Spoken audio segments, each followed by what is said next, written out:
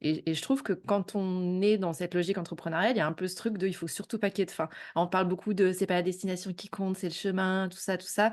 Donc à un Ouais. moment donné, ta boîte qui a coulé, c'est pas toi qui a coulé, c'est ta Mmh. boîte.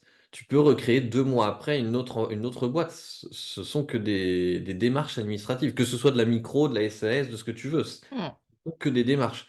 D'ailleurs, il suffit de voir les boîtes qui se font racheter, machin et cetera. C'est vraiment juste c'est Mmh. heu, un jeu économique, un jeu, fiscal où, tu fais des montages, tu rachètes, tu rachites, tu fais ça, tu vas, celle-ci tu la vends, tu enfin, c'est vraiment juste de l'arbitrage. Ouais.